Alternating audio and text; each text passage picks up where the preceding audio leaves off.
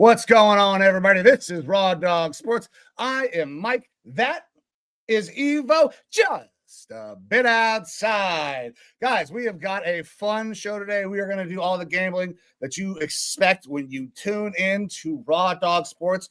But there is some other shit going on in the sports world that we are going to have to talk about for just a little bit today. Before we dive into that, though, let me bring in my guy, my co-host, the cohort, who's rocking a green dildo behind him. I don't know man, about that. The myth, the legend. I'm sorry, I forgot. Not a dildo. Caleb Williams' mouthpiece. My man, Evo, welcome into the show, brother. How you doing? I'm doing good, brother. Doing good. Happy to be here. Happy that we got football on tomorrow. It feels, look, we went months without football, and now it's like I can't even wait 3-4 days in between games. It's fucking an addiction. I'm a degenerate. You have a problem. It's a problem for sure. At least there's some college football on today, but even that just doesn't do it for me the same way that professional NFL football does. But happy to be here, man. How are you doing? I see you rocking that Cleveland Guardians hat. I understand some things are happening in the baseball world, which we've neglected because it is football season. Correct. But some important stuff is happening there. Yeah, it's honestly, it's wild. So I'm going to, once again on this show, admit that I was wrong. I wrote the Guardians off, thought they were dead. I even went on to the Dog Chug, said what's up to those guys while they were having a funeral for them and said they were fucking dead. I love being wrong when it benefits me because, goddamn, the Guardians have stormed back 15 and a half games, the largest deficit ever recovered in a division. That win tonight locks up a playoff spot. If they win tonight and Detroit loses, it locks up the division, so they will host. Unbelievable. Producer Amber and I will be there tonight taking all of this in. It's probably going to be a fucking wild atmosphere. I cannot wait for it. I'm so shocked. Now, this team is good. They have a ton of talent. They're young. Jose Ramirez is absolutely amazing. I know he won't win MVP, but I put this out on the X. There is not a single player in all of Major League Baseball that is more valuable to his team than Jose Ramirez is to the Cleveland Guardians. He won't hit 50, 60 home runs like Cal Raleigh or fucking Aaron Judge. He's not going to drive in 150 runs, but he's going to hit 30 bombs. He's going to play damn near gold glove defense. He's going to steal 30 bags. He's going to hustle on every play. He's going to have so many base hits, extra bases taken by just being an aggressive baseball player like you teach young men to play the game. He still plays the game that way. I am in awe that he decided to stay. I am very grateful that that man decided to stay here in Cleveland, chose this place to stay and spend his Hall of Fame career because he's going to the Hall of Fame. You can put that in fucking cement now. One of the few guys that's ever in the 300 club. I can't wait for tonight. I hope we get the dub. I hope we can take in a celebration there because they're doing fireworks tonight as well. What a way to fucking to get the baseball season back on track for me. I know your season's over, but man, I thought my season was over a long time ago. Yeah, mine was over a long time ago when the team decided to punt, retain ownership, fucking sell the whole team, and be like, yeah, we're smart. We're gonna keep this team. Sidebar with that, I watched or went to a couple, sports paraphernalia stores while in Minnesota, looking at stuff, and I was like, oh, this Timberwolves stuff's cool. This Wild stuff's cool. Obviously, the Vikings stuff, and then we saw some Twins stuff, which was really cool. And Hannah was like, oh, you should get this. This is some cool stuff. And I was like, I will absolutely not spend a single penny towards this franchise until they sell the team. I absolutely fucking not. Can't Sell do it, the won't do team. it. Sell the team. Quit fucking around. Now, because it is football season and I have been much more of a passive baseball fan, I don't have an update on this. Have they replaced David Fry's face yet? So David Fry is in the hospital still, as far as I know. I believe it was 14 facial fractures. Tried to lay down a bunt came off, hit him right in the face. The map that I saw, now obviously I haven't seen his face, but the map of what they say his face was all broken. He's going to have a really long road to recover. I don't know if he'll ever play baseball again because if he gets hit there with how much damage was done, I mean, it could end his life. So, I mean, I hope for a full recovery for David Fry, but I believe he is still in the hospital. Scooble went to go check on him. So, you know what? At Guy, ESPN, I want to hate that guy because he's a fucking Detroit Tiger, but I mean, he goes in and checks on him and not his fault at all. So, I mean, good guy, Tarek Scooble on that. Yeah, looking at an ESPN report here from 3 days ago, out 6 to 8 weeks. So that's actually a pretty good prognostication. That's not bad at all. I mean, no, and look, you would have to be so cautious coming back, though, man. Yeah, he's got to wear a faceplate or something like that. And realistically, maybe this is a good thing. Maybe he comes out looking like a Kardashian. That tends to work for people these days. Probably wasn't a bad looking dude. I'm not saying he was. I'm just saying you can always look more plastic. Yeah. Yes, and, you can. You know, the synthetic AI type Actually, face. You just gave me a brilliant idea for the next episode sponsor. Are we doing plastic surgery? I was thinking the Kardashians, but all righty. Well, hey, with that, I actually do, typically we don't do sponsors, and this isn't a sponsor, but someone that I do absolutely want to shout out. Former coworker of ours hit me up, said he wanted to send me something as a kind of belated wedding gift, and I received it in the mail earlier this week, and taken aback by it. Definitely wasn't expecting it, but I want to make sure to shout out our guy, Daniel Perez Verdi, and his company, Sod and Ice Custom Stitching. He does this as a kind of side hobby out of California, where he currently works. He stitches up primarily, it looks like, baseball and hockey jerseys or kits, but also will branch into other sports. And he sent me one of my favorite players, a Chuck Foreman Vikings jersey, hand stitched, very, very well done. I can't get over the quality of this and how authentic it looks to like the 1975 version of the Vikings jersey. Chuck Foreman, one of my favorite players of all time, the spin doctor, was phenomenal back in the 70s for the Vikings as a running back, both running the ball and receiving the ball. He had nearly as much yards receiving as he did running and was still putting up 1,000-yard years rushing. Fantastic player, now a substitute teacher up in Minnesota. But that was really awesome. I really want to make sure to shout him out. So if you're looking for some sort of custom stitching, I can't speak for him. He, again, not a sponsor, but I do want to shout out his business. You can find him on Facebook at Sod and Ice, SOD and Ice Custom Stitching since 2020.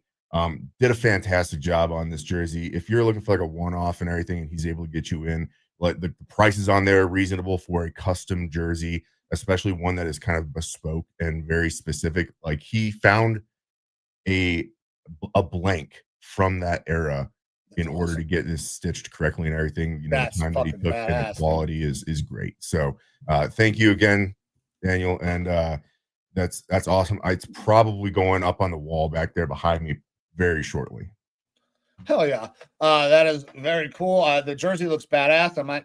I was just talking with my brother-in-law yesterday about getting some new jerseys because there are a lot of places now that you can get a very well-done jersey for fractions of the fucking price that you will pay on NFLshop.com or any of that. And quite frankly, the quality is not always great because all of that shit is third-party outsourced to like Fanatics and everybody else. So it's not authentic necessarily coming from the NFL type stuff. I think that people have don't understand that anymore, that the business aspect of this is turned into where basically everything is third parties. Yeah. And look, I think that if looking at his pricing online for this jersey, it would probably be roughly around the cost of what you would go buy just one of like the regular jerseys at an NFL store, in the low $100 range because of the custom stitching. However, on those jerseys, you're not always getting the custom stitching. You're getting a lot of screen printing and things like that. Exactly. To get specifically a classics jersey like that, it starts amping up the price considerably, because you have to typically not go through direct NFL stores. You have to start going through stores that just handle classic uniforms and things like that. And so like the lowest that I was seeing was in the low 200s for classic Vikings jerseys from that era. And then to have it again be custom stitched and everything, not screen printed, is just phenomenal. Yeah, that's super cool, man. So Sod and Ice Custom Stitching.com. Yes. Right. Facebook. I don't know that it's a .com. It's a Facebook. Facebook. Go check them out on Facebook. For all the people who are tuning in on Facebook, if you're checking us out on X or on YouTube, we'll do a little bit more research, see if there's anywhere else that you can find them if you don't have a Facebook. But appreciate you shouting them out. We got one more thing that we got to cover before we start hopping in to some gambling. We got a WNBA story to talk about before that even. But coming up in about a month and a half, we are going to have the Salute to Veterans Day Parade here in Cleveland. This is going to be the first time that they've ever done this type of parade. The parade will start at Cleveland City Hall, and it's going to end inside of Tower City with a celebration of veterans featuring music, giveaways, performances, children's activities, resources, and much more. So if you are a veteran, if you are a supporter of veterans, I suggest you go check this place out. You can go and register to go to this event at ClevelandVeteransDayParade.com. Shout out to Matt Eck for sending us this information. We will continue to pump this out. Obviously, this is a veteran-run show. We are a veteran-run organization with the No Sleeves Network. So anytime that we can push out and support other veterans, like our friend Small Business or something like this, we're going to do that.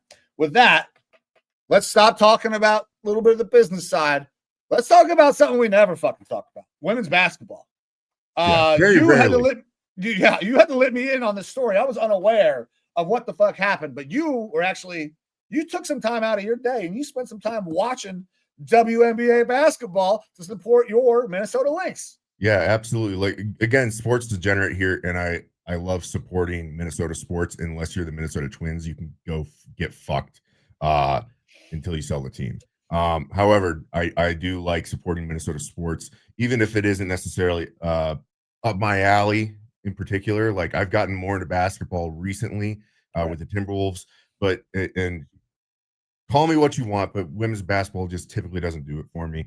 However, again, Minnesota Lynx year in and year out are always very, very good, very competitive in the playoffs. A number one seed this year in the WNBA playoffs. And they are currently in a fight with the Phoenix Mercury. And last night they dropped game 3. They are now down 1-2 in the series.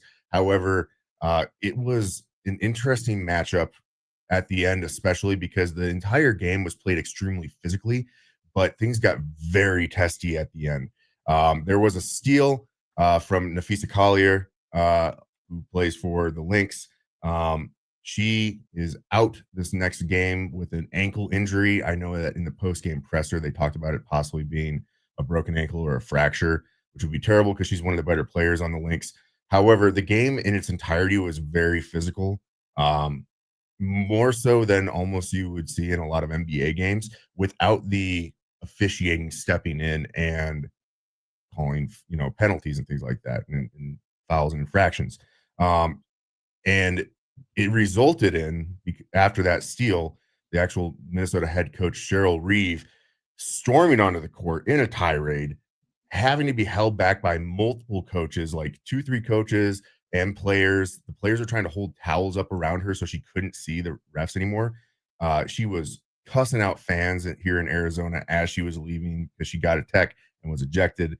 And then the post-game presser, which I know that we all love transparency when it comes to sports, and we know that typically in those post-game pressers, especially once you get to those highest echelons of sports, the coaches are very tongue-in-cheek with what they say. They will, hint towards stuff, but aren't usually direct. And the times that they are direct, where you get playoffs, talking about playoffs and things like that, where it's kind of freakouts or the Denny Greens and stuff like that. Bites, baby. Yeah, those are the clips that live in infamy forever. Well, Cheryl Reeve had a fantastic one last night. If you have not seen it, I urge you to go watch that press conference where at the end of the press conference, she storms off as well. Lots of F-bombs dropped, calls for changes in the league, in officiating. She called out the 3 officials in the game, said that it was malpractice and that they never should have been officiating a playoff game, and doesn't know how they actually got selected to officiate a playoff game. She was just dropping fucking nukes on people. Everybody. The commissioner saying that, they need a change in leadership because the commissioner is happy with trotting out a brand of basketball that is more akin to, and I'm paraphrasing, but more akin to a UFC match than actual basketball. And that apparently that's what the league wants under her leadership, and that she needs to be removed because it's sullying the game and it's trying to just draw in fans with something that isn't basketball, which I can resonate with. I actually kind of agree with what she's saying, because if you think about it, if that same type of plays were happening in the NBA, we would watch a game with 100 fucking free throws, and we don't get anywhere near that in the WNBA. They're allowed to beat the shit out of each other. Yeah. And so again, it was very testy. It'll be interesting to see how the league handles this moving forward. Obviously, there will be fines that are going to be levied towards the coach. Obviously, she doesn't give a shit. One of her best players was injured. You had assistant coaches on Twitter, like openly sharing videos being like, this is why we think the officiating is god awful, because this player is being tackled, this player is being hit, no free throws, no nothing. They all are very vocal in the public space right now, calling out the league and officiating, and they don't give a fuck. And I kind of like that. I think that needs to happen more across sports. Like the people who are playing this, who are coaching it, who are directly affected by these fucking outside entities, should be speaking up to demand that the league does their fucking job and these people do their job right. I 100% agree with that. That's why we are always yelling about the NFL making these goddamn officials full time. Yeah. So it'll be fun to watch Game 4 just to see what happens with the officiating and how the game is called, and obviously sideline conduct from Cheryl Reeve and so on. But wanted to bring that up because we don't get to talk WNBA too much. If we do, it typically is drama. Yeah, and it's typically like racial-based drama, which is around garbage. 2 fucking players. That's the only time that we ever get that they're ever in the news. Yeah, unless somebody's yelling at the refs.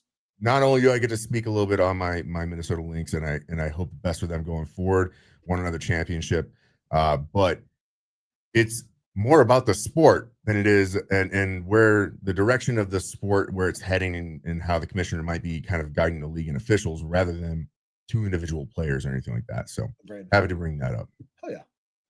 Hell yeah, brother. So we got some MLB, we got some WNBA. Now it's time to gamble, folks. That's what you came here for. I know that's what you came here for, because listen, last week, tough week, but they have not all been tough weeks. We are rocking good percentages. I think I'm still 58%. You're at 68. I believe so. Somewhere right in that range, right? So we have got a lot of games to get through. This is the last week before bye weeks start, and we got an early game featuring your team, brother. Are we ready to get into this? Yeah, so we do have one game to recap here. We have a Thursday night game. Yes, we do have to recap because we did both get dubs on Thursday night. Yes, we both got our picks correct between the Seahawks and Cardinals. Seahawks came into Arizona, got an early lead. Cardinals kind of scraped back and got close, and then they kind of made a brutal mistake at the end, kicking the ball out of the end zone, bringing it ahead another 5 yards, allowing Sam Darnold to get his team within field goal range, and they were able to get the game-sealing field goal. Seahawks win 23-20, and we actually have some fun reporting here. You guys might recognize them. I highly doubt it. From a fan. Seattle Seahawks very good this year. They do very good. Yeah. All right. That's all it. Right, good. Thanks, Jay Zilong. I don't know how to say your name. I just found that funny and wanted to pop it up. Like we have very good this year. They're 3-1, baby. The Seahawks are very good. And that's one of the things that we kind of brought into our picks with this game is I just said I felt like the Seahawks are pretty good this year. Look, divisional game, probably going to be played close. But the Seahawks definitely looked in control this entire game. It seems like they kind of neutered their offense in that second half to me. I absolutely hate how much they take Kenneth Walker off the field and replace him with Charbonnet. Dude, Charbonnet is not the same level of fucking athlete. Not even close. I know that we thought maybe he would be, but at this point, he has not proven that he is more explosive in any fashion over Kenneth Walker. Look, I want to give Charbonnet his flowers because I do like him as a player. He's a good back, but Kenneth Walker is he's starting to push not top five's close. I mean, he's 6'7" right now, probably. He's within the top 10. That's easy to say right now.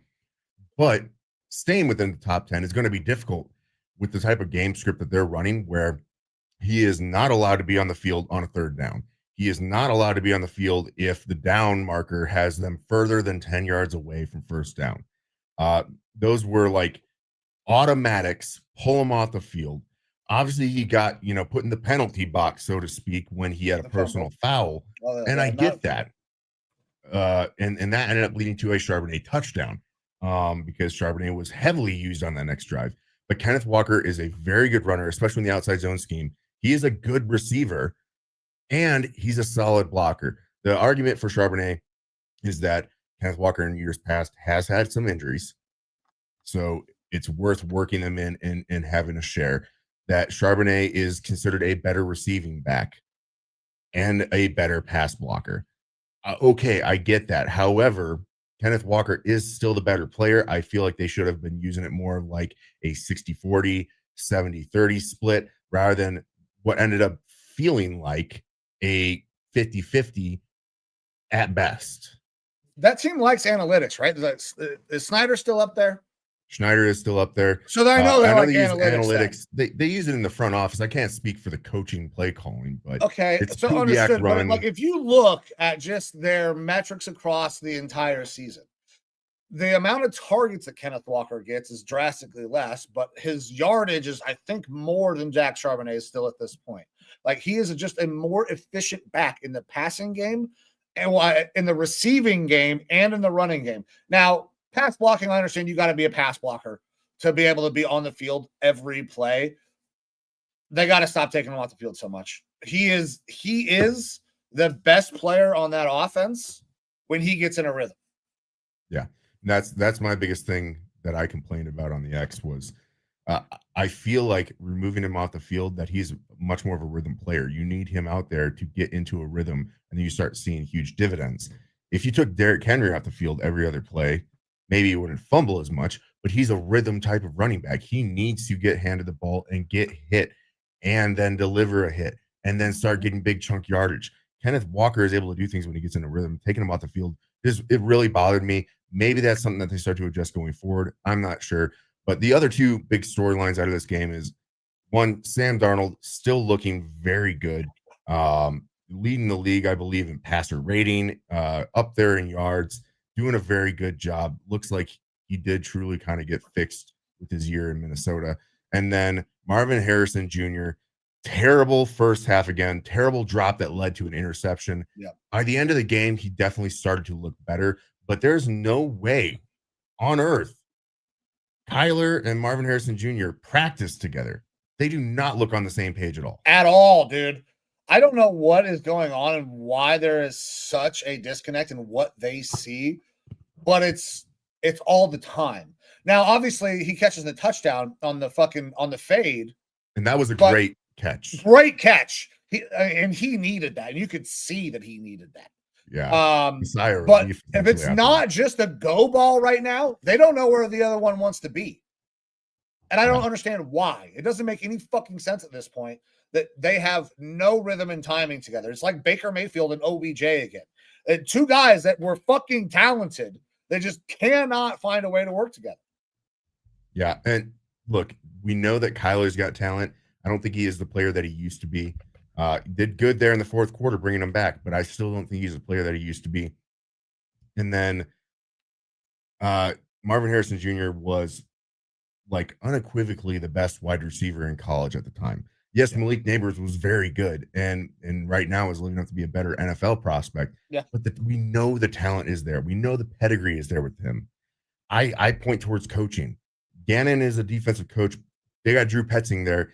I have a lot of questions for Drew Petzing. What are you doing? I know a lot of the Arizona fans have questions with Drew Petzing. Why the fuck was Trey Benson not out there for that entire 2-minute drill? Because he's shown to be a good receiver. He got fucking 8 carries. He somehow got less carries after James Conner got hurt and he became the lead back.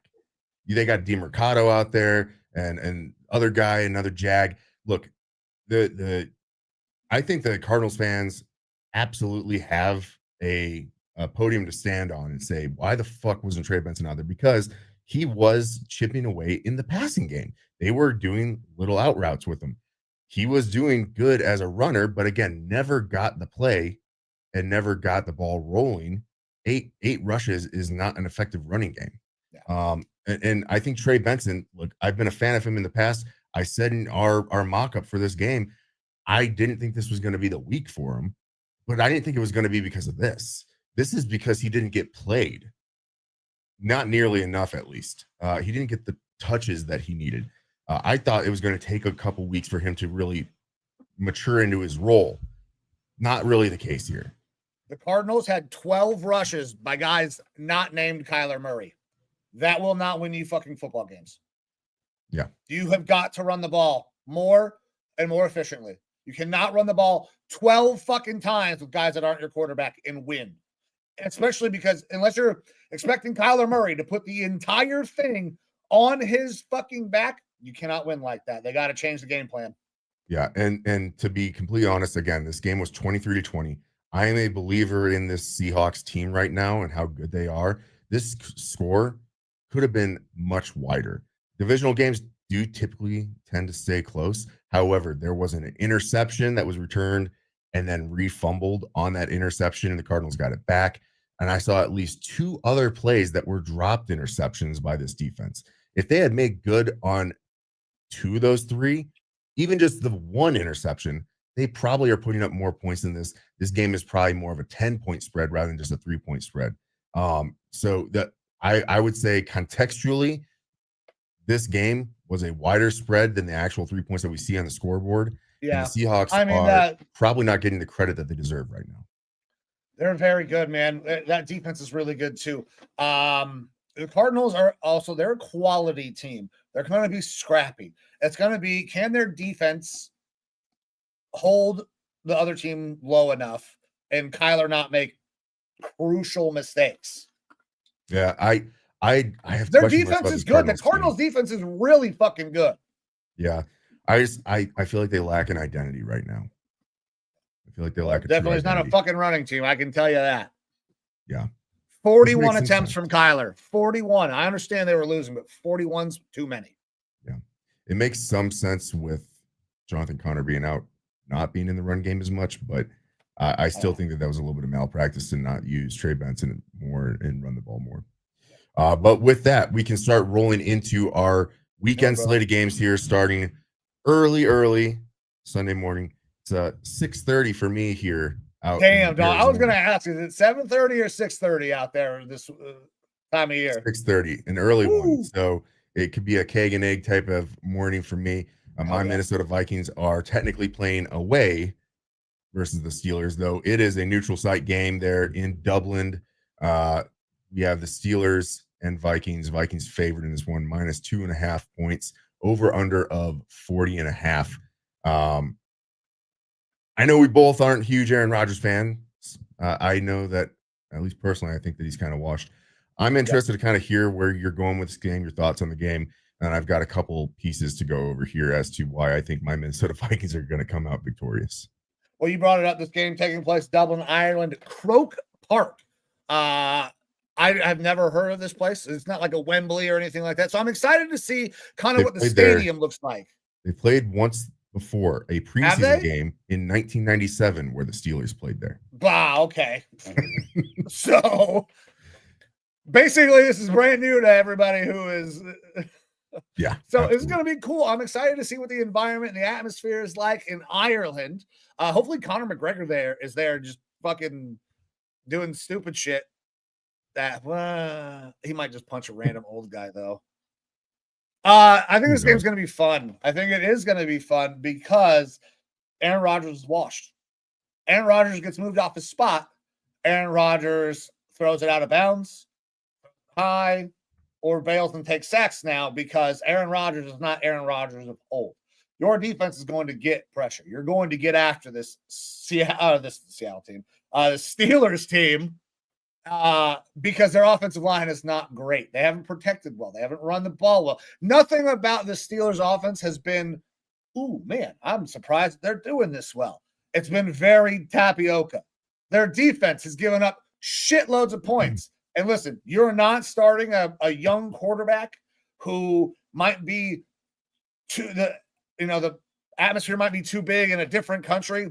You're starting a veteran, a guy that's been in big games. You're starting Carson Wentz again. He proved last week that KLC can fucking call a good game plan for him. He performed completely well enough to get the dub. It did help that the Bengals played like absolute ass.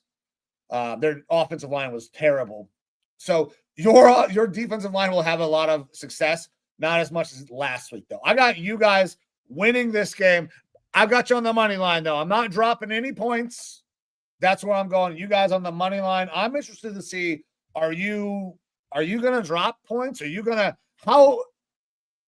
how down on this Steelers team are you right now?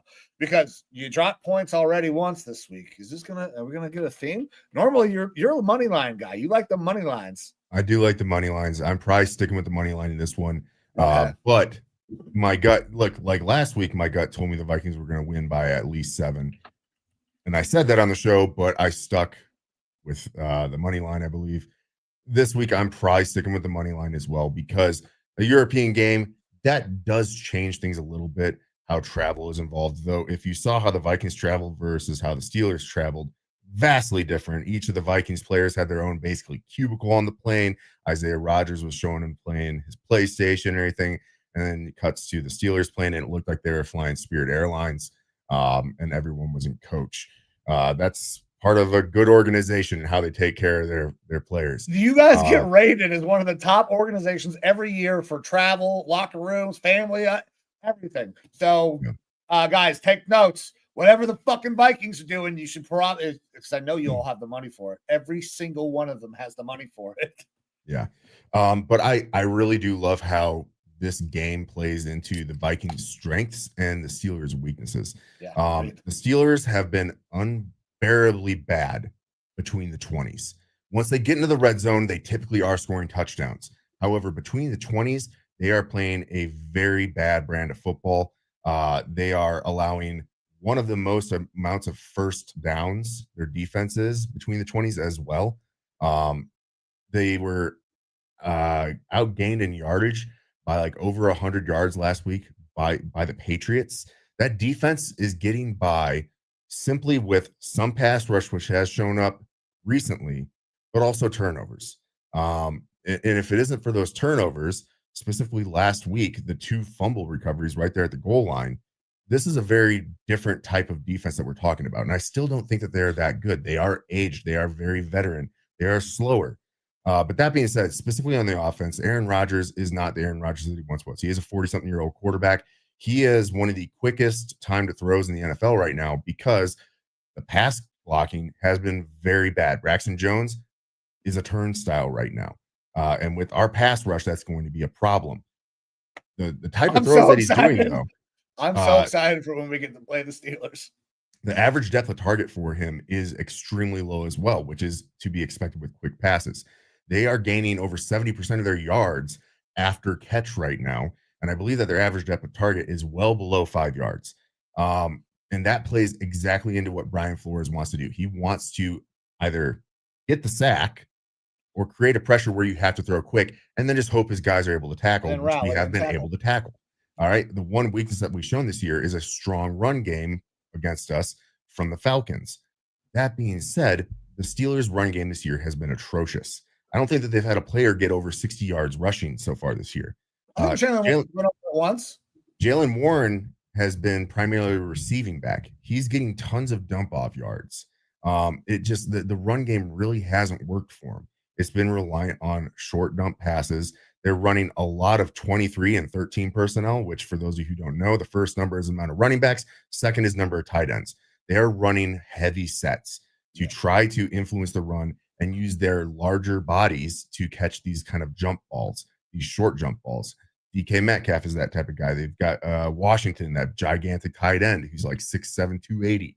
They've got big guys. This is something that we kind of talked about, I want to say last year, where 12 personnel, I mean, and it's definitely happening now. They're going to start running the ball more, like power running the ball more. This is something Mina Kimes had brought up, and it's been happening more and more, and she's been echoing it. So these bigger personnel packages, I think, are becoming more common. But to your point, the Steelers are doing it in such a way to get massive amounts of bodies out there, and they're still not effective. Yeah, and look, this again kind of plays into the Vikings game plan, where if there's throwing up jump balls, that's anybody's ball essentially. Yes, DK's a good jump ball getter. Yeah, but if we're able to basically keep these guys to checkdowns and have our defenders have to tackle, Brian Flores has faith in them being able to do that. Yeah. But if you do that for an entirety game, your offense immediately becomes the Bo Nix Oregon Ducks offense. Yep. Where it is just short pass, and you aren't putting up a whole lot of scores, and an offense that is able to have a much higher average depth of target and success rate. And again, the Steelers defense is allowing a shitload of first downs in comparison to how many they are getting. The other team is going to start to outscore you and outpace you. It's not a brand of football that is good for long-term success. And so again, when they get into the red zone, those big guys are able to get those jump balls and come down with touchdowns. That's what DK is kind of there for. But if you keep them outside the 20, you're in a good spot. All right. In addition to that, excuse me. Oh, fuck. I'm about to throw up. I'm so happy. The Vikings have fantastic defense right now as far as EPA per play on defense. I believe it is negative 0.9 points per play on defense, which is the best in the NFL. They're doing a phenomenal job with the pass rush. I'm bummed Van Ginkel is not going to be out there. I didn't realize last game Van Ginkel, despite getting 2 sacks, only played 8 snaps. That's all it takes, apparently. 25% of his snaps, somebody got ganked. Yeah. And he was out the previous week with a concussion. He's out again this week with a residual neck issue. They basically said, like, hey, probably could play, but we're just trying to get him rested up for the rest of the year. And we have a guy called Dallas Turner out there who's starting to show up and do good things as well. So we still have Jonathan Grenard and Dallas Turner and some guys that they like out there. I like the way that we match up against this Steelers team, and that's not even getting to Aaron Rodgers. Aaron Rodgers is a 40-something-year-old quarterback who is not as mobile as he used to be. He is shown to be bad when under pressure.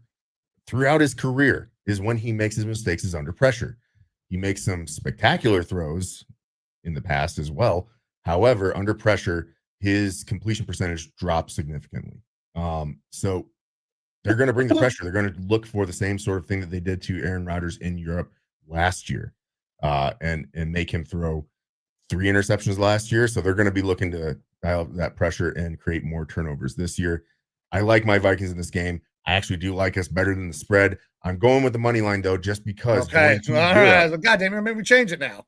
Going to Europe does cause differences to happen. Your sleep schedules have changed. Your training schedules have changed, things like that. And this is a long haul trip for the Vikings, with us playing in the UK next week. So they are getting settled now. Odd things can happen, but I do really like how our team stacks up against this Steelers team that was only just barely able to beat a Patriots team last week. All right. Listen, man, I'm right there with you. I believe the Vikings are going to win this game. And obviously, I have a vested interest in this because fuck the Steelers. Yeah. All righty. Next up, a fun one here. Philadelphia Eagles go into Tampa Bay versus the Buccaneers. Eagles are favored -3.5 points, over under of 44.5. Eagles. The Buccaneers have been one of their, kind of thorns in the side over the past several years through these championship runs. In addition to that, Tampa Bay is getting back Chris Godwin, Don't know what sort of player he's going to be because we haven't seen him on the field since that terrible ankle injury. He is going to be a upgrade over their fourth receiver. They're losing Mike Evans. And Mike Evans is out, so it's going to be a hefty amount of Emeka Egbuka, Sterling Sharp, and probably some Chris Godwin mixed in there.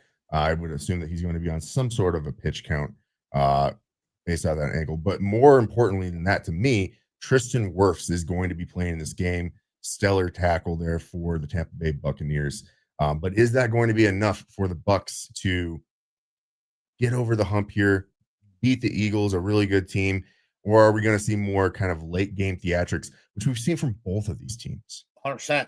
And I kind of think that's the way this game is going to go down. I expect this to be a tight game, close game, well played, good defenses. Running game is going to be very interesting the way they're used. Baker and their running game has been very effective. Baker has not had to throw for a lot of yards. He's thrown for quite a few touchdowns, but he hasn't had to throw to move them between the 20s. I think that might change this week. That Eagles defensive line is the second best unit in the NFL. They're very, very good on that defensive front. And so I think that the running game is going to probably take a little bit of a step back. But if I had to pick a quarterback right now between Jalen Hurts and Baker Mayfield, a guy that could maybe make something happen late, right now, I'm not sure there's a guy I trust in the NFL more than Baker Mayfield, outside of maybe Josh Allen, late in the game. And because I'm going to get the hook, and I think it'll be close, I'm taking Bucs plus 3.5, man. I don't know if they win this thing, but I got this at a 3-point game. And with that, I mean, they're just logically, you got to go Bucs plus the 3.5. Yeah. When it feels like the game is going to be close, taking the points feels good. When it's 3.5, that feels really good, honestly. And I expected this line to move a little bit more with the addition of Wirfs coming in there specifically. I just like the way that this Tampa Bay team has been playing. The Eagles have to lose one sooner or later. That being said, it is a little bit scary that Tampa has played a lot of these teams really close and has had to have the late game theatrics in order to get back in. But you give Baker the ball there in that last 2 minutes, and you truly feel like he's going to do what is needed in order to get down the field and get his team to win. I'm also going Tampa Bay plus the 3.5 in this one. Not just because I have the Bucs as one of my playoff teams in my early season predictions this year, but because I do think that the Eagles have played a lot of these games really close, and they've seemed gettable. They seemed like they had been gotten last week until those late game theatrics, and when the offense really had to turn it on. Up here right now, we don't have one of those at the moment. We have teams that have the good records, but nobody has separated themselves at all so far in this point of the NFL season. Absolutely. All right. Next up, we have New Orleans Saints versus the Buffalo Bills, our largest spread of the week. I believe our largest spread of the year. Bills are favored here, minus 15.5 points. I believe at one point it was 16 or more points. Yeah. Over under of 48.5, which is relatively high. And part of that is the Saints have been able to put up some points on people. Just they still look like a pretty bad team. A lot of garbage time type points. And this Bills team is obviously very, very good. This would be the biggest upset, I think, of the year if somehow the Saints were able to pull this off in Buffalo. But I don't see that happening. So realistically, the question for me is just, are you willing to drop this many points? Or are you just taking the money line on it? Bills money line. Listen, and I wanted to think about an over-under. Every over bet that I have made this year has failed. The one under bet that I've taken hit. And I hate betting unders. So right now, my over game is off. And I don't know if it's going to happen in this one because the Saints suck. So just give me the Bills. I'm going to tell everybody else out there, though, unless you feel really good about an over-under or you think that the Bills are going to slaughter, don't bet this game. It's not a game worth betting. Give me the Bills money line. Yeah, and I'm doing the same thing. The Bills money line is the safe bet here. If I had to bet one way or the other on the over-under, it would probably be the under, just because I think that the Bills are going to be able to put up a solid amount of points, 30-something points, and keep the Saints around 10 points. That defense is good enough to hold the Saints defense or offense from doing a whole lot. One, I guess, kind of bright note, other than Spencer Rattler performing as like a league average quarterback, is Chris Olave is receiving a healthy amount of targets. I believe he had the most targets or receptions last week. It was 12 or 16, something like that, which is a lot. So if you are looking for a possible parlay or fantasy PPR stuff, you can look to put Olave in there for receptions. That being said, feels like this is a win for the Bills. Not willing to drop those points though, just because I mean that is a shitload of points. Even though I do absolutely feel like they should win by at least 16 points, but it's still scary when you're betting gigantic spreads like that. Yeah, I just can't do it. I have already dropped 11.5 for the Bills once, and they burned me. I'm not dropping 15.5. So. All righty. Next up, your Cleveland Browns go into Detroit versus the Lions, where the Lions think they're going to have a running game that you guys have never seen before. Lions are favored in this one, minus 9.5, over under of 44.5. All right. So the Eagles have the second best defensive front in the NFL because the Browns have the best. It's been incredible to see the rookies perform at the levels that they have. Mason Graham is a stud. The trade down looks like absolute pure genius from Andrew Berry at this moment, because Mason Graham is going to be a dude that is very important to this defense for a very long time, may even earn himself some accolades as his career goes on. Carson Schlesinger, I believe, same way. Quinshon Judkins, absolute stud since he has finally made it to the fucking field. So I love this young core here. Fan everything about this young core, but this is a tough game, man. This is the fucking Detroit Lions, and they are right. They have a two-headed rushing monster. That being said, so do the Ravens. It's called Lamar Jackson and Derrick Henry. And that's, I think, a little harder to scheme for, because normally you don't account for the quarterback. So you got two really good running backs. Yes, 100%. Two best, like the best combo of backs in the league, in my opinion. No doubt. But the idea that you're going to just line up and run it down the Browns' throat, I don't think that's the case.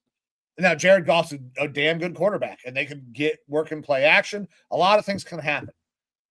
If the Browns don't turn the ball over or make any really stupid fucking mistakes on special teams, we can win this game. We saw that last week with the fucking Packers. The Packers team that beat this Lions team. So we are good enough. Our defense is good enough to hold really good teams to a low amount of points. I just don't think we're going to have enough juice offensively to win unless we bring in Dylan Gabriel. I am done with Joe Flacco. I love Joe. He got us to the playoffs. It was fucking great, man. Cannot thank him enough for all what he has done, and I hope he continues to serve a valuable role as a mentor when he becomes a fucking backup to the rookies. But he needs to stop playing. He needs to not be our guy. I think the Browns keep this close enough. 9.5 is still the spread, correct? Correct. Too much because our defense slows everything down, slows the game down. And the Lions are talking about wanting to run the ball, which means the game is going to slow down. Browns plus 9.5. All right. I'm going with Detroit money line on this one because while I do think that this game could end up being like a 17-10 type of game, which would obviously allow that spread to hit, the safer bet here for me again, and I wouldn't actually put money on this one just because at minus 590 odds for the money line for Detroit, you're not making a whole lot off of that. That being said, your Browns defense is obviously very good. You did good things against a Packers offense that has been very good as of recent. Good things against Lamar Jackson and Derrick Henry, like you brought up. I just think that this Detroit team does have obviously very good skill position players. Questions on that interior offensive line, but the thing that they bring that those other teams aren't bringing is the creativity on offense. Even though Ben Johnson is not there and it's not the same level, we're still seeing creativity with the play calling. They are better at scheming, I feel like, than the other two teams that were mentioned. And so I feel like they might catch you guys off guard with some of these things, despite you guys having a very good defense. And at the end of the day, I am just not confident in the Cleveland offense being able to keep pace if Detroit puts up 2-3 scores. Agreed, man. That's our offense is the problem. Yeah. That being said, like the game between the Browns and the Vikings next week is definitely going to be interesting to me because you guys have a very good defense and you have the semblance of a pretty good run game, despite Jawan Jones going down for the year. And question marks in the pass game at quarterback and things like that. But I think that you guys don't get enough credit for, it's a much maligned team. They get laughed off a lot. The Browns are looked at as one of the worst teams in the league because historically they've just not been very good over the past 3 decades or more. Like it's been a rough go of it. Yeah. But what I'm saying is like that defense is legit. And I think 100%. People are starting to recognize it as of this week, saying like, hey, we have to give this defense their flowers a little bit. They are very good. The question mark just does rely on whether or not the offense can keep pace and keep them close enough to give them a fighting chance. They did last week. I think the Packers slept on them a little bit too much and didn't bring enough to the table offensively. And then Jordan Love kind of showed who he is and foiled himself and his team at the end of the game there. But for me, I'm going money line just because I feel like the creativity of Detroit could put them ahead enough where that they could be flirting with that 9.5 number. That being said, I wish the Browns the best. I want you guys to give it to the Lions. If you're able to get another win there, that would be fucking great for the NFC North standings. And also wear yourselves out because next week we play each other and you got to travel across the pond. Yeah. I hope you guys beat the fucking Steelers and your guys come out on, having a great time. We'll talk about next week. That's going to be a fun show. Actually, we need to reach out to, there's a guy out in the UK who wanted to come and hang out and maybe talk a little bit of football because our team's going to be playing in the UK where he's going to be. So, are we ready for the next game? Yeah, absolutely. Next you go ahead and preface it. Dude, if I don't go upstairs and pee, I'm going to piss my pants. So all right. Well, you're leaving me with one of the most fun games of the week. So you go run and do that. Hold on. Which game's next? Tennessee Titans versus the Houston Texans. Jesus Christ. Look, Tennessee Titans versus Texans. Texans are favored here, -7.5 points, over under of 38.5. That sort of a line and expected over under is a scary one to look at because the Tennessee Titans obviously not a very good team this year, very undisciplined. We talked about this in our Tuesday show, how undisciplined they are. But a 7.5 point spread by the Houston Texans. That Texans offensive line is terrible. They have not been putting up points on teams this year, and they do have a stellar defense. When you see a spread of more than a touchdown, but the over-under is as low where it's below 40 points, that starts to get you to think maybe I do need to consider taking the points here. I don't know that the Tennessee Titans have the juice to put up a whole lot of points, especially against a really good Texans defense in Houston. But this Texans offense, man, they have to show me something sooner or later. One of these teams needs to get a win because they are both rife with losses as of right now. But for me, I am definitely leaning towards the Texans. But because the offense has been so bad and that offensive line has been so bad and the running game has been absolutely not there, I can't drop 7.5 points. If this was the Texans team of last year, where that offensive line was just bad, not ungodly bad, I would consider the 7.5 points. But I have zero faith in that Texans offensive line and their running game.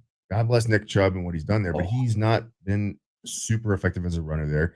There's a lot of talk about Woody Marks possibly being an okay runner there, but I haven't seen it yet. But I just don't trust this Texans offense to be able to put up the sort of points to cover this spread. Correct. They're the better team.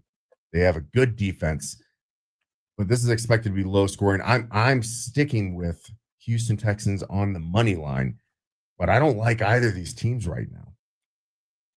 All right, so I didn't catch all of that. I caught some of it while I was upstairs. But the Titans team, man, who are they? What is their identity? Undisciplined. What do they do? Undisciplined with a rookie quarterback. Yeah, I understand that Houston has had a fuckload of struggles. Their offensive line is the worst in football. That Titans team has absolutely no direction, though. Like, I just don't know what they're trying to do. Cam Ward, I think, got set up into a really bad spot. That coaching staff, I expect to get fired because I don't know that that locker room is still rallying around Callahan at this point. I mean, there's been so much noise. I'm going Texans. I'm taking the money line as well. All right. Next up, we have the LA Chargers going into New York versus the Jackson Dart-led Giants. Chargers are favored -6.5 points here, over under a 43.5. How much of a boost will Dart provide this Giants offense? I mean, a ton to cover the spread. No. I'm going to just say right now, Chargers -6.5. I think the addition of Jackson Dart to this offense is going to make it way more dynamic. But this is a Chargers defense that is really good. Going against a rookie quarterback in his very first start, and this is a Chargers defense that is coached by a Harbaugh. He is going to have plenty of things figured out and schemed up to kind of confuse Jackson Dart. Whatever happens in this game, do not base your opinion of Jackson Dart solely on this one, because Harbaugh is going to fuck him up. I got the Chargers -6.5, and it's not because I don't trust Jackson Dart. I was not a huge fan in the draft process. He looked good in preseason. I'm going to wait to see what he does. But this Chargers team is fucking stacked, and their defense is spectacular. Give me that against a rookie quarterback. And that's the thing is I think that we are going to see a big boost from Jackson Dart just because balls are going to be able to make it to their receivers, and they're not going to have to be shot like a mortar, like where it's just playing 500 out there. He has arm talent. He's got running talent. Both of those things are upgrades over Russell Wilson, who has neither at this point in his career. The experience can only get you so far. Russ on the fucking on that broadcast, they were terrible to Russ. Yeah, I don't know that he doesn't deserve it. I mean, it's pretty like Tony Gonzalez was honest. If there was Russell Wilson before he left Seattle was a Hall of Famer. I don't know if anybody's talking about him like that now.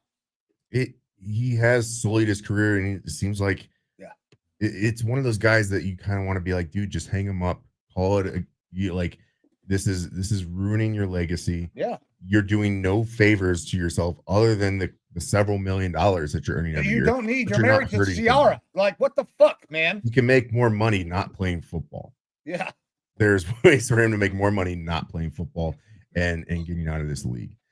That being said, I do expect the Chargers to have the Giants to have some high points this week.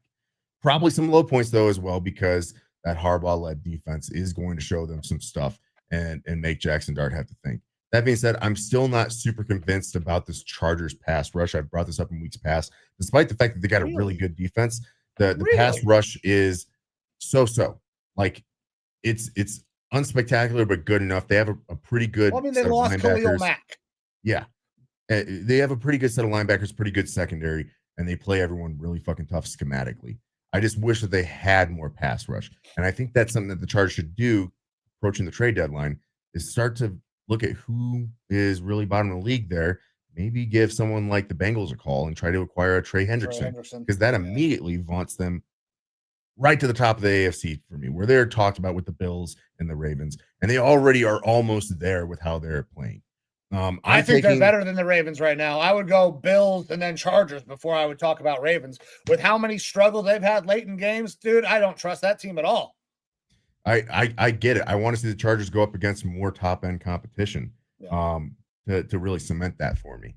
For me, I'm taking Chargers money line. I do think that they win this game, but I think that this game could surprisingly be a lot closer than people expect if Jackson Dart makes good on some of the stuff that we saw this preseason. Again, I think he's going to have his lumps, but also I think that he's probably going to get 20, 30 yards rushing at least, and he's probably going to find Malik Neighbors because they're going to have a connection with the way that he throws the ball. Neighbors down there somewhere, dog. Yeah.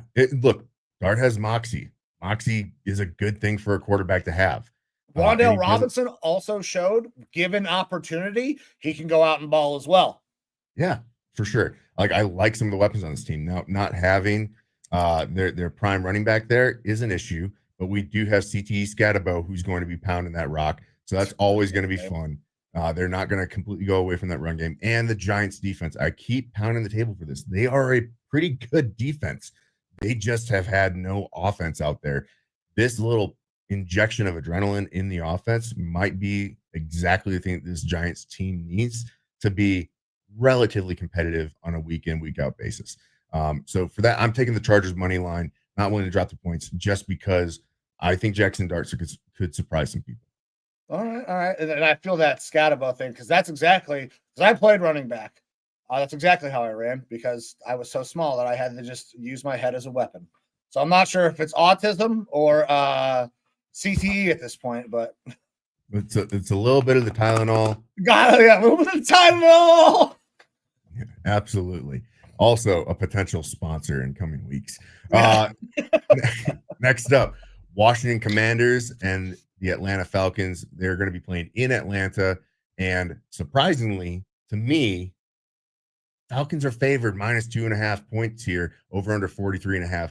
Both Terry McLaurin and Jaden Daniels out in this game. And that is why the Falcons have to be favored here because you're talking about a really good quarterback and their top wide receiver. That being said, the Commanders showed up really well last week with Mariota, and they had a healthy mix of a lot of players in this scheme. I like the Commanders team with Mariota.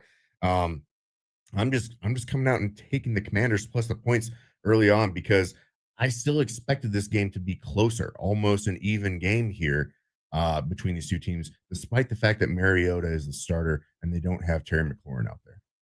Okay. So I bet this game, all of these games earlier in the week. I placed my bets on the 25th. So 2 days ago, because there were some lines that I really liked that I wanted to take advantage of. This is actually not gone in my favor, though. So I got the Commanders at -1.5. So I'm going to take the Commanders plus the points because I'm already there. I mean, it doesn't make sense for me to do anything else. I'm not going to tell the people to bet opposite what I do, but I can even sell why I think this is the right thing. This fucking Falcons team is so wildly inconsistent on all aspects of the fucking ball, from offense, defense, to special teams. That's why they cut their fucking kicker. They fired their wide receiver coach, and every once in a while they'll get some pass rush. Or they will not show up at all and let Bryce Young hang 30 on them. This fucking Falcons team is an absolute shit show. You don't know what you're getting from week to week. I know what I'm going to get with the Commanders, even with Marcus Mariota now, because I have seen it on multiple occasions. They're going to do the same game plan. Now, it sucks that Terry's out. But Terry is not the only wide receiver there now. Debo, for all the shit that was talked about him in the offseason, has looked really fucking good. So, Commanders plus 2.5 sounds way better than the -1.5 that I got them at earlier in the week. And that's the thing, is that I feel like maybe a whole bunch of money went on that Commanders -1.5 because I expected from the get-go that Mariota was still going to play this game. I didn't expect them to rush back Jaden Daniels. So hearing that Jaden Daniels was still going to be out this game was not a surprise to me, and I didn't expect the line to move at all. And I don't think that Terry McLaurin is a 3-point swing when it comes to the spread here. But that's what ended up happening. So it doesn't make sense to me there. And especially, look, when we say this spread doesn't make sense, usually we're fucking wrong. Right. However, the spread wasn't this at the beginning of the week. That's what I'm going off of. I feel like this was a -1.5 Commanders favored, and that makes the most sense to me. That's why if you're giving me points with the Commanders, yeah, I'm going to take it. I don't know how you can go with something else on this one. So I'm right there with you, brother. All right, next up, Carolina Panthers going into New England versus the Patriots. Patriots are favored -5.5 points, over under 43.5. Panthers get themselves a big win last week versus that Falcons team that we just talked about, and the Patriots drop one to the Steelers. But realistically, the Patriots were winning this game versus the Steelers and lost the game versus the Steelers by their own issues, their own fumbles. Yeah. If that touchdown had gone in by Ramondre Stevenson rather than fumbling in the end zone, I think they win that game. Agreed. That Patriots team, they have issues. They have personnel issues. They're better than last year, but they have personnel issues. They've got good coaching.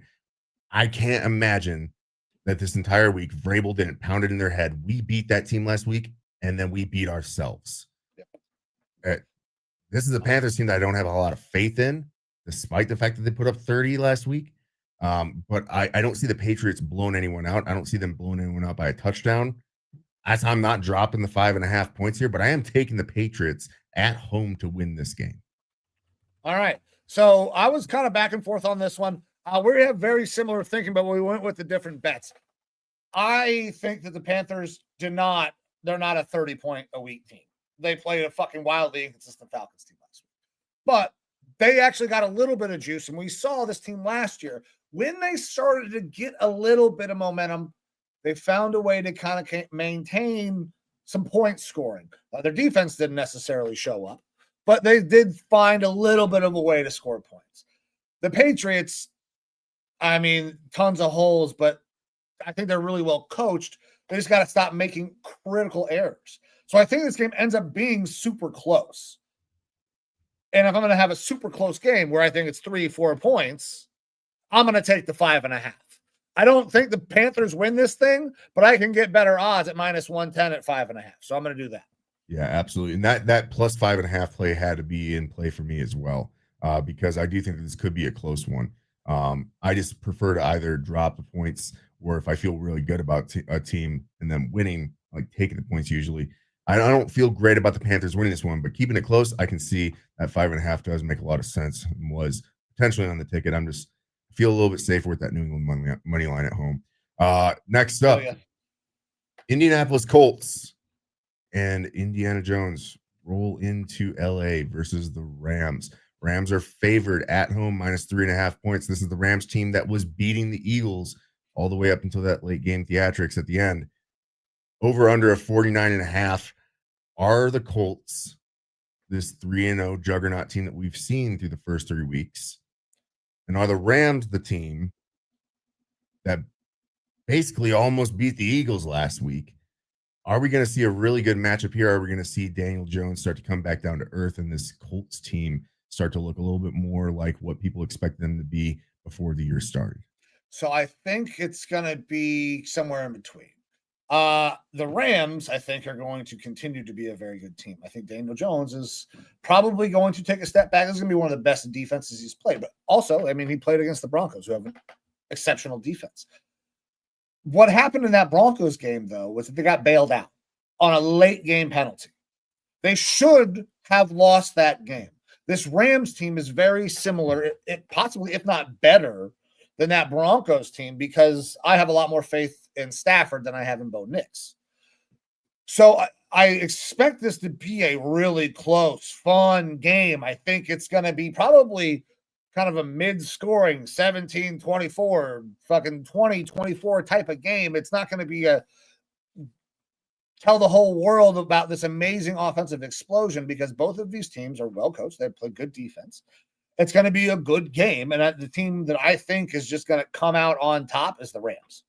The travel from Indy to LA, that sucks. So I'm going to give the Rams that home field advantage, and I'm going to go with them. All right. And that seems like the safest play here. I do think the Rams are a better team from what we have seen. Maybe not this year, but like they've got more of a track record. And what we're seeing from the Colts is definitely new. We haven't seen this sort of a Colts team in quite some time. Right. That being said, I think the Colts defense is playing lights out. I think Cam Bynum has been a huge boon for them, a great pickup this offseason. And I can't argue with the offense. Good offensive line, very strong run game through Jonathan Taylor, who, if we did redrafts in fantasy, he might be the number one overall player. Yeah. The way that he's playing. They've got fantastic receiving options. Tyler Warren, Michael Pittman, just all over the place. And Daniel Jones is doing exactly what he needs to do, which is not crash the car, but he's doing a little bit more. Just distributed. We talked about how, like, hey, don't crash the Lambo, but now he's starting to fucking press the accelerator a little bit on the Lambo too at times. They played a defense in Denver that is very good. Mm-hmm. And they were able to get the win and hold with them. I think that Denver defense is about as good as the Rams defense, maybe a little bit better. I gotta ride with the Colts here. Just I like the Rams. I like them as a playoff team, but the Colts have impressed me so far this year. I am taking the Colts plus the points. Oh, okay, I thought you were taking a money line. I was like, okay, listen, I'm not going to fight you on either one. I would fight myself because I think that this could be close.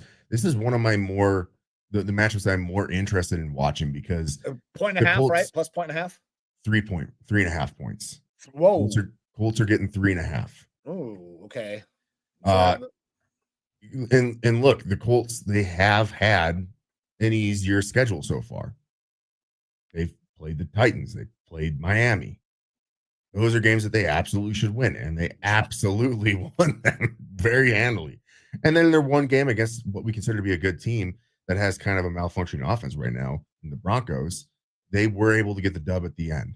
Yes, it took a weird kicking situation, but I think that when their offense, the strength of their team went up against a good defense, they still were able to put up 30 points.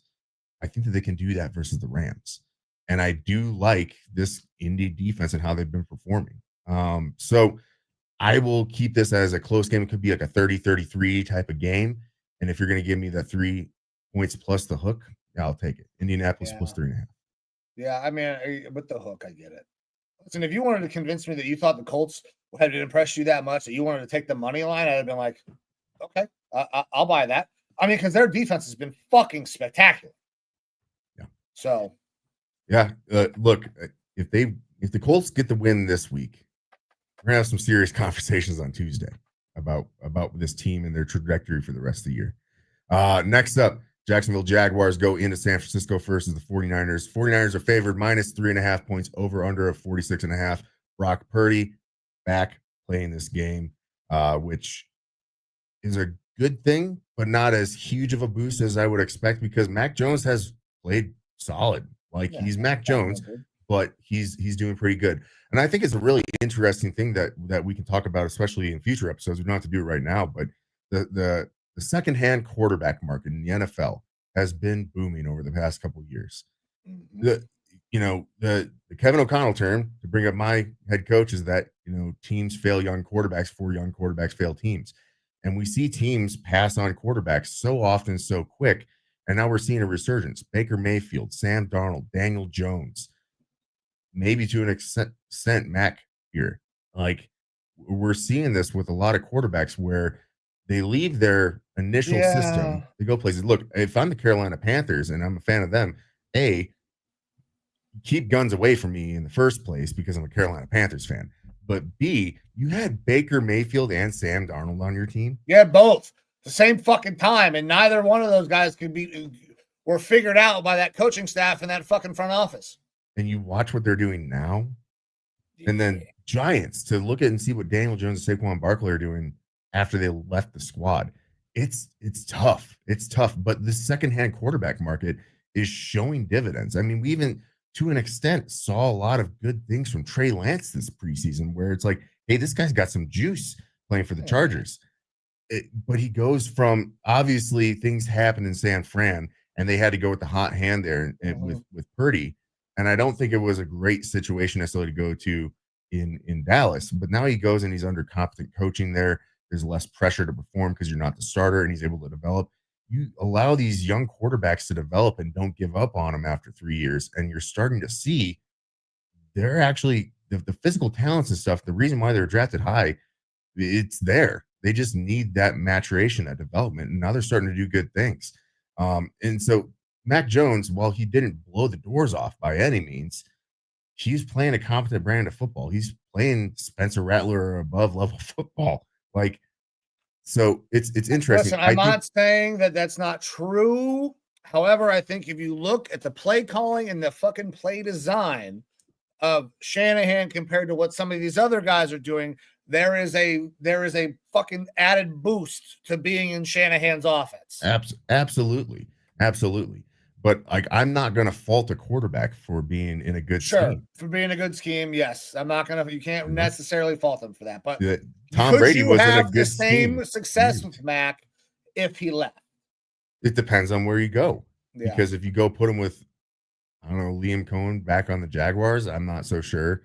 If you put him with Drew Petzing in Arizona, I'm not so sure. I don't think that he would be good in a Cliff Kingsbury offense. But you put him in the right spot, and obviously you can see that you're getting KOC, level fucking quarterback play. honestly, the fucking Browns, the Stefanski offense. It's possible.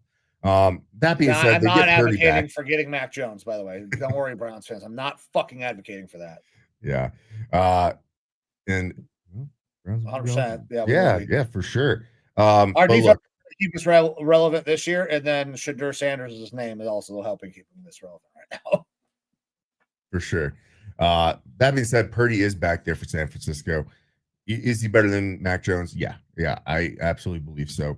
How much better? That's where the question kind of comes into play. And this Jags team has been uninspiring. I talked a lot about Shane Waldron last week in the past game and how after he leaves places, all of a sudden wide receivers start to come alive. And he's the pass game coordinator there for Jacksonville, and that's scary. I wish Liam Cohen would take more of the reins.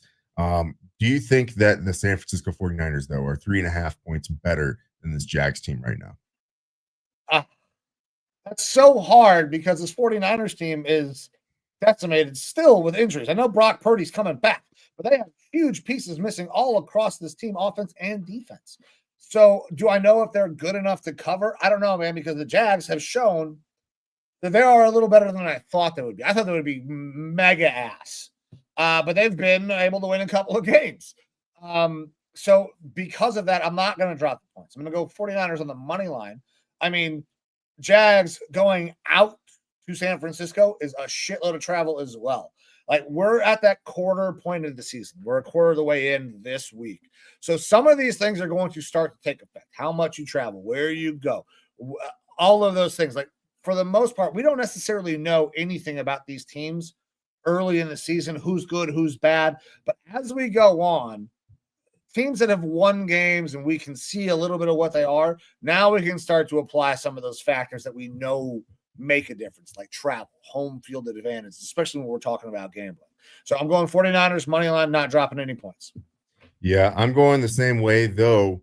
I will say this. I think San Francisco, for their very short-term future, should hopefully find a way to win by at least 3.5 points, because they're going to need that sort of offense going forward the next couple of weeks here. San Francisco has one of, if not the easiest schedule in the NFL this year. Their next couple of weeks, though, are going to be a little bit of a doozy. So they got the Jaguars this week, but then they go to the Rams, to the Buccaneers, and then things start getting a little bit easier again. Falcons, Texans, Giants. They see the Rams again at home. Cardinals, Panthers, your Browns, Titans. There's a lot of wins in this remaining schedule that I see happening here. And so while I don't think that they are like a very dangerous team, they're a team that definitely can backdoor themselves into the playoffs just based off of their schedule. But if they want to be competitive over the next couple of weeks, they need to start showing it this week, having Purdy back. San Francisco money line for me in this one. But I am not super confident in the 49ers as of right now. Absolutely, brother. And a comment coming in. We have not got to the Green Bay game yet, but we are going to get there at some point. Vasquez, thanks for hopping in here, brother. Hang out with us. We'll get to 3 more games. Yep, we got a couple more games here, brother. Evo, we ready for the next one? Yes, sir. The 1-3 game. Someone's coming out of this game 1-3. Baltimore Ravens at the Kansas City Chiefs. Kansas City at home is the underdog, plus 2.5 points over under a 48.5. Getting Xavier Worthy back this week, is that going to help them out enough to beat this Ravens team that seems to just fumble away things at the end of the game? Yeah. I don't know. I'm interested to hear your take. So when you look at this game, and I want to do this with you as just a quick experiment, because it feels like it should be very one-sided. If you look at the defenses of these two teams, who would you take? Chiefs or Ravens? Just looking at the roster or their performance this year? At their performance this year, because that's what we're comparing. That's a tough one. I both think that they've underperformed. Okay, agreed. I would slightly take the Chiefs because the Ravens have given up huge leads in the fourth quarter. Yeah. Beyond that, though, which running game would you take? Ravens or Chiefs? Ravens. Which quarterback would you take? Ravens. Lamar. Which wide receiver core would you take right now? Ravens. Every other thing points Ravens with the exception of that Kansas City defense. I think that this game is going to be a shitty, kind of weird game. It's probably going to be close because they're both good, but I'm taking the Ravens. If you look at these teams side by side and you look at it position group by position group, everything right now leans Ravens with the exception of the defense for Kansas City. So that's where I'm at. Ravens money line. All right. And that same sort of thought process is where I kind of went into this game. With the Ravens, I feel like roster-wise are better on defense, and they have been underperforming. Kansas City, I think they have a good defense and very good coaching.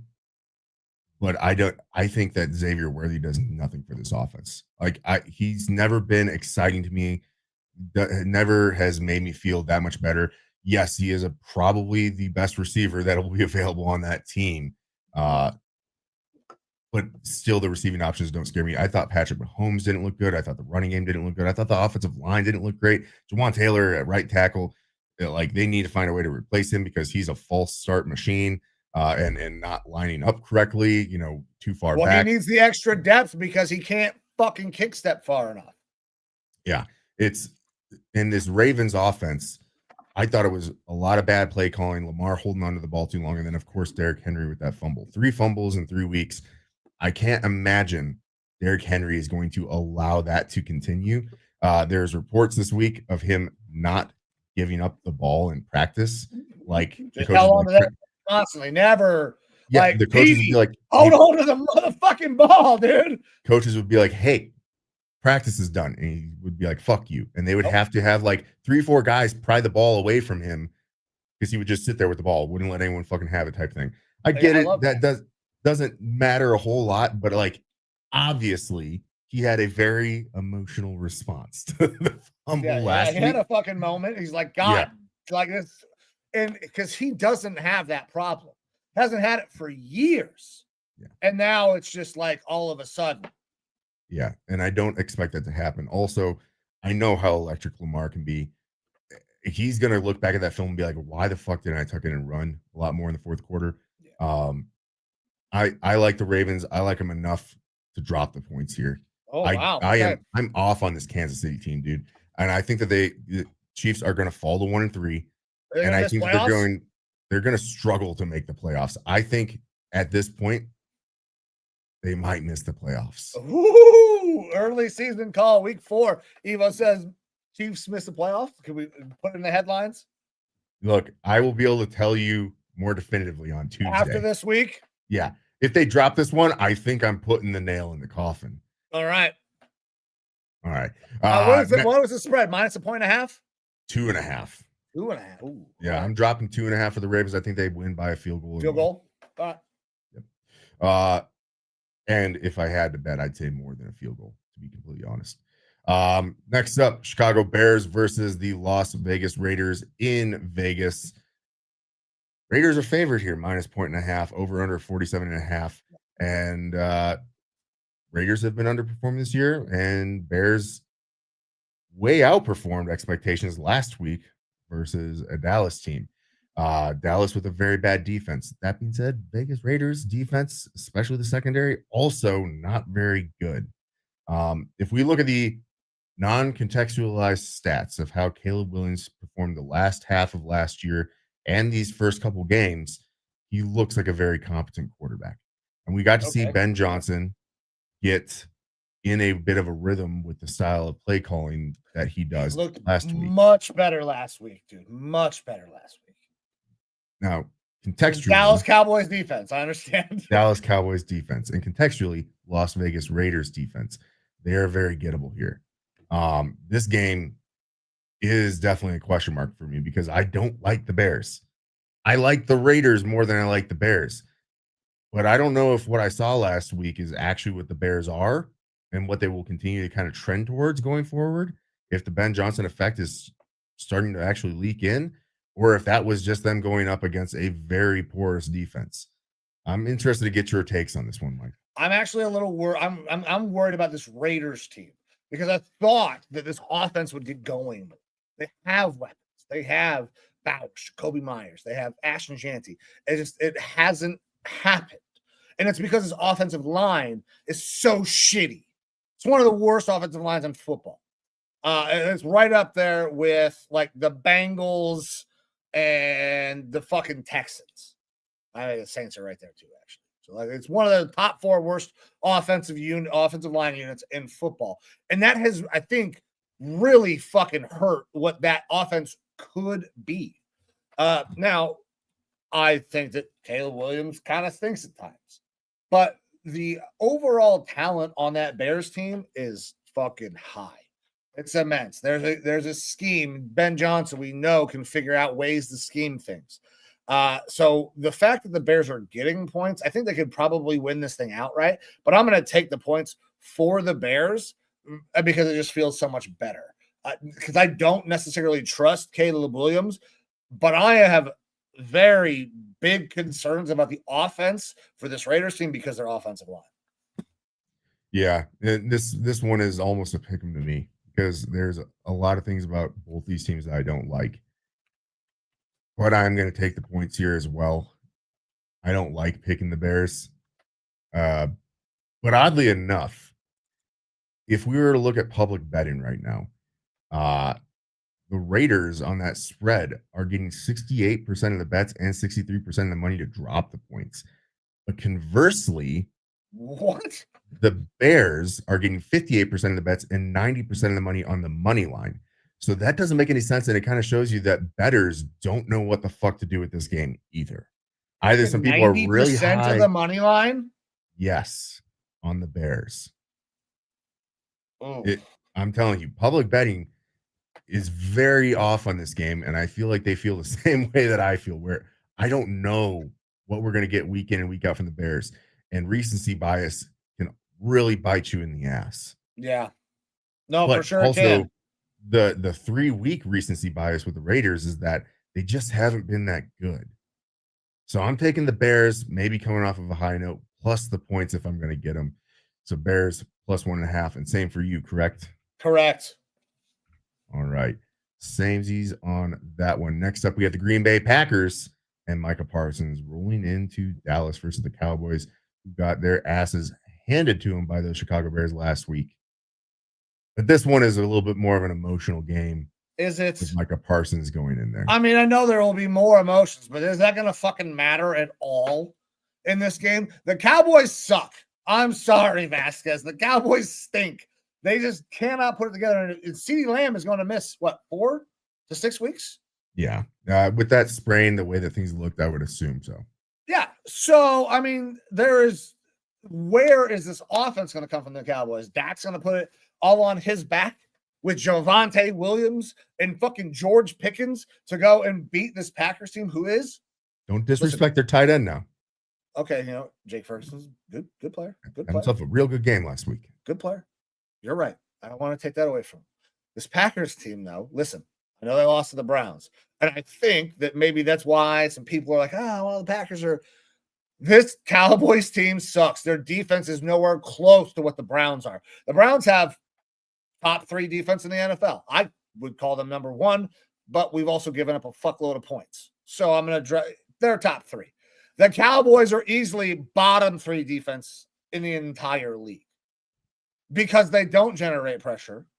And the addition of the interior defensive line has not helped them stop the run, really at all. So I got Packers money line. I should drop the points. I'm not going to. I'm just going to take the Packers because, listen, there is a chance there will be some emotions. There will be a chance. Maybe fucking Micah gets kicked out of the game before the shit starts. I think the only spits in Jack's general direction. The only emotions work negatively towards Dallas in this one, in my opinion. And if the emotional play and the chip on the shoulder doesn't get involved, that at the end of the day, Green Bay is a better team right now than Dallas. Now, Vasquez did bring up, are they going to be looking at firing Eberflus as the defensive coordinator there? Should be. It's like, well, okay, so that's really tough for Eberflus because you took his fucking biggest chess piece away, because you can play Micah off the edge. You can rotate him inside. You can play him at fucking middle linebacker. They've done it before. That's where he started his career at Penn State. So he knows how to do all of that shit, and you took it away from him. So it's really difficult for Eberflus, and that sucks. But with his track record, I mean, it's a chance he's going to get fucking fired. Look, Eberflus's Bears defenses were pretty solid. They were very good with the Indianapolis Colts. And now you put them on a Cowboys team that is kind of bereft of talent on the defensive side of the ball. And we still saw one good week of ball from them in week 1 versus the Eagles. I think it would be premature to look at firing Eberflus right now. By the end of the year, we'll see what the script kind of looks like, but you are asking him to put together a competent NFL defense with less than competent NFL starting level talent. That's a really, really tough hole to work out of. Not everyone is going to be Brian Flores making fucking magic out of nothing. And I think Eberflus can be a good defensive coordinator. But there's one thing that I've known is that Green Bay, Matt LaFleur, they tore up Eberflus defenses when he was with Green Bay, or when he was with the Bears. This defense is already not looking too great.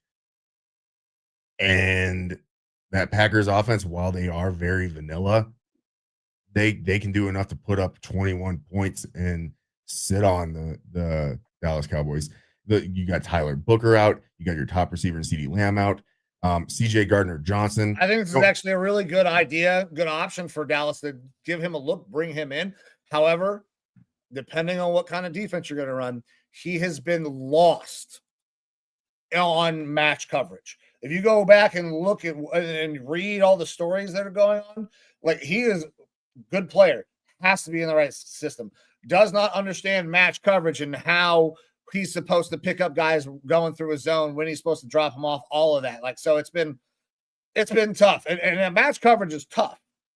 It's not simple to fucking do, because you have to, a lot of times, if you're running match coverage, guys will run in replaces right behind you. So they're pulling you out of the zone. So it's a tough spot, but I don't 100% know what Dallas's like defense runs a lot. I don't know if they're running Tampa 2, cover 3, cover 1. But if they run a lot of match coverage, CJ Gardner-Johnson is not somebody you want to look at right now. Yeah. Based on all of the stories and metrics that I've seen. But at the end of the day, there's actually a decent amount of veteran names out there that could be gotten. I just don't know if it's going to provide enough of a boost to keep you super competitive. This Dallas team right now, without having CeeDee Lamb out there, I think is the biggest issue, because their offense has a lot of pieces that can put up a lot of points. I don't know if they're going to be able to hold back the pass rush of Green Bay, but I think Green Bay's defensive secondary is the weakest part of their defense. And so if you're going to match strength on weakness, that's where you want to go, is the pass game. Didn't see it a whole lot last week from this Dallas team. I would hope that they'd be able to keep it closer, but I'm going Green Bay money line as well in this one, because I don't feel like Green Bay is the team to blow anyone out. That's the thing, is that, like, should they? Yes. Will they? I'm not so sure. So Green Bay on the money line for me as well. And then we get into our 2 Monday night games. Our first Monday night game, the best one of the year, New York Jets versus Miami Dolphins. Justin Fields is back in there. Tua Tagovailoa, CTE is hitting him hard. He's saying weird shit. That conference was bad. Talking shit about Cam Newton. I don't know that he understands it. Does he know who Cam Newton is? I don't know. You should. You probably should. But man, this is 2 teams that, as of right now, record-wise, not very great. But I can tell you one thing. I feel a lot better about the Jets. I feel a lot better about the Jets and their performance last week versus Tampa Bay. I don't think they're a great team right now. But Miami, like, did they play a little bit better versus the Bills? Sure. But I feel like the Bills just were kind of coasting through that one still. I agree. I don't know that you got a full Bills team there. I don't think it's very much chill mode. What it seemed like all night. Now, has this line moved? What have we got on the spread right now? Because when I got this thing, and I hope it's still there for all the bettors, I got it at +2.5 for the Jets. Yes, it is still +2.5 for the Jets, despite Justin Fields being in there. Over under of 44.5. Miami home favorite -2.5. Look, they got offensive pieces, sure, and Devin O'Shane and the ghost of Tyreek Hill and Jalen Waddle and that sort of stuff. But you do have Tua. That's kind of a downgrade to me. That Jets you team have a has bad defense. The Jets team has swagger. They have a pretty decent defense. They like in this Miami team is scuffling. They don't have a fucking identity. They can't run the ball. And Mike McDaniels is ready to. I mean, if he lived in San Francisco, he'd be fucking taking a nosedive off the goddamn bridge right now. It's a good thing he's not out there the way that probably feels. I don't think he could just go walk out into the Gulf. So it's man. I'm going Jets plus the points. Justin Fields being back. I'm interested to see the way the offense changes because we saw last week with Tyrod, right? Or Tyrod, sorry. That they were able to really get the passing game going. Garrett Wilson really got involved. A lot of targets. We need to see a similar type game plan while adding the quarterback run game to it. You can't take away everything that you did last week and just go straight back to quarterback run. You have to be able to work in both. I think Justin Fields can do that, especially if they get their run game going, because Justin Fields throughout his entire career has been really good in play action. It's the one area where this young man excels outside of him just breaking the pocket and running. Play action. That's why I was, pushing for him to go to San Francisco when that draft happened. So if they can get that going, I like their chance to win this motherfucker. So I'm going to take the points, Jets plus 2.5. Yeah, I feel like the Jets are going to win this game, which means that if you have the conviction I have, you should probably take the Jets money line because the number is way better, plus 132. I'm going to take the points as well because I'm curious to see how this Jets team kind of transitions back to Justin Fields. Right. Will they actually do what they did a little bit more of last week in the passing game? Hope. Or are they going to go back to a little bit more of a running scheme? And if it's more run heavy, I would like the score to be closer, and then I'll gladly take those points. But that's the thing with this Jets team is that as far as teams with no wins go, one of them is riding a little bit more of an emotional high and has like some hope for the future. And the other one has already chartered some fucking cruises in the Dolphins. And so I'm going with that team that's more emotionally invested in themselves and their future and their head coach and all of that. So give me the Jets plus the points here. Great, brother. Great. And somebody definitely already has a vacation booked down in Miami. Got it. I mean, it is Miami. Every day is a vacation, I guess. Correct. But somebody's leaving Miami to go on vacation. They're like, all right, this season's fucking done basically already. Yeah. Casamigos is on tap.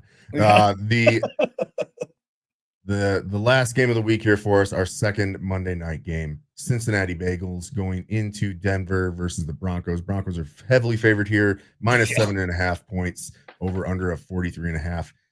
And the story of this game is pretty well written.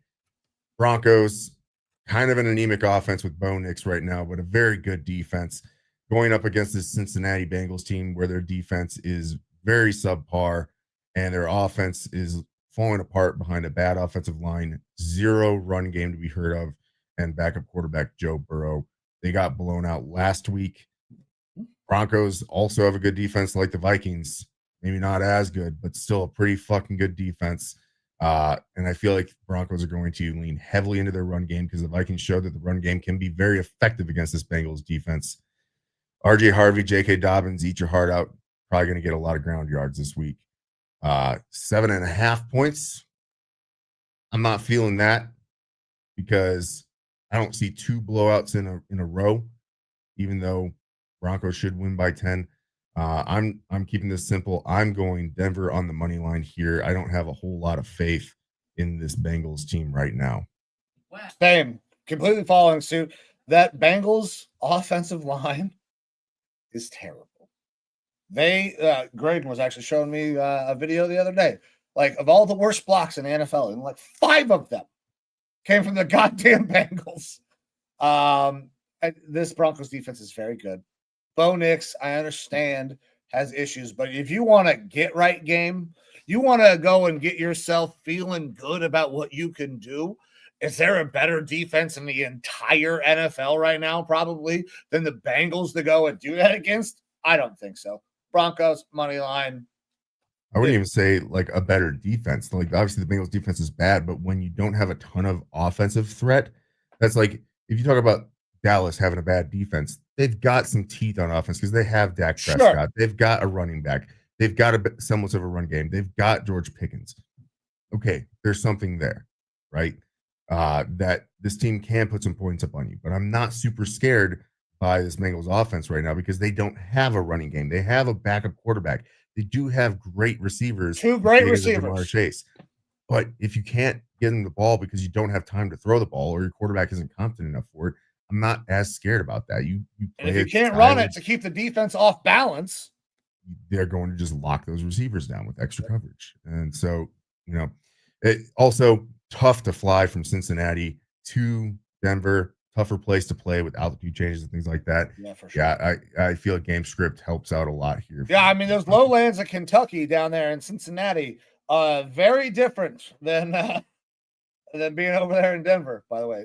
I don't know if you know the joke, but Cincinnati is basically, that's Kentucky. Okay. Do you know where the Cincinnati airport is? It's in the state of Kentucky. Oh. But apparently Cincinnati's in Ohio. Yeah. It's Kansas City. Missouri. Do you know where the Kansas City airport's at? Missouri. I don't, honestly. I just know both. I flew there for basic training. That's why I know that. So, all righty. But with that is our week 4 slate of games wrapped up. Oh man, listen, we have a lot of things that we agree on here. A couple of things we disagree on, but potential to have a nice little get right week. I feel like last week, tough week, but beyond that, not only do we need to have a get right week, Blitz needs to have a get right week. We haven't got a Blitz bet, a Blitz parlay, one of them big ass Blitz bets to hit yet. I feel like he might have put together a nice little spot this week. I'm going to tail him, and I really hope this is the one. Let's add ourselves in there. Woo! Make sure There that we we're go. up here. All right. Yeah, Blitz's big bet for this week. A little bit heavy on this Bills game, but I mean, that Saints team does seem gettable. Dalton Kincaid with 5+ receptions. He's been getting a lot of receptions the first 3 weeks, expecting him to get some more. That's kind of the salt on this one that's given us as good odds as we're getting here. Also, James Cook, anytime touchdown. He's been effective at getting touchdowns every week this season. And then TJ Hawkinson, 30+ receiving yards or more.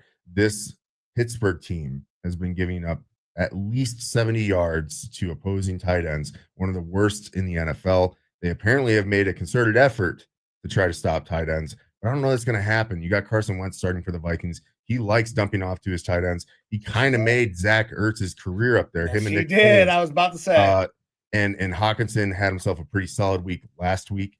Hunter Henry absolutely demolished this Steelers defense last week. I think he had like 10 receptions. I think Hawkinson is a better tight end overall, even though we are getting Jordan Addison back this week. Great get for that Vikings offense. But I think that Hawkinson will have a healthy part of this game plan. He'll be involved. 30 receiving yards should absolutely be doable against this Pittsburgh Steelers team. And that gives Blitz plus 517 odds. That's good. And listen, I like this Kincaid bet to get those odds up a little higher because the -210, that's tough. But listen, Kincaid has been one of Josh Allen's like primary targets because Keon Coleman, for all the good things that he has done, has not been nearly as consistent. Same thing with Shakir. Like he distributes the ball a lot, but one guy that he has consistently found basically every week of the season. Very happy about this because I decided to not draft tight end until much, much later and doubled up with Kincaid because I drafted Josh Allen. He has been spectacular for me in fantasy. He is catching, I think he has hit at least minimum of like 4 targets or 4 catches every week. So 5, yes, it's going to be a little bit more. That's why you're getting a plus 194 odds to give us to get Blitz that little extra. Yeah, and look, he got this last week as well. He got the 5 receptions versus that bad Miami defense, and I think that he's one of the easy, consistent dump off targets for this team. Josh Allen tends to get the ball to him kind of more than any of the other receivers, Khalil Shakir or any of those guys. So I like Kincaid here to get at least 5. Hell yeah. That's the only one you got to worry about. Well, we think that's the one you got to worry about. I mean, because you got minus 210s. Those should be good. We'll see. Yeah. Anytime touchdowns are always tough. But, man, that should do it. That is the day's show. That is everybody's bets.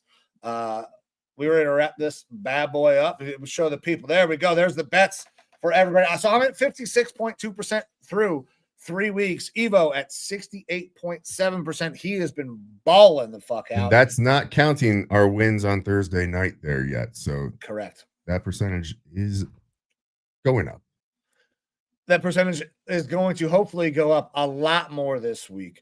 Guys, I mean, the numbers speak for themselves. We can market, we can say as much as nice things about ourselves as we want, but we hope that our results speak for themselves. We're going to come on the show. We're going to tell you when we were fucking wrong, because guess what?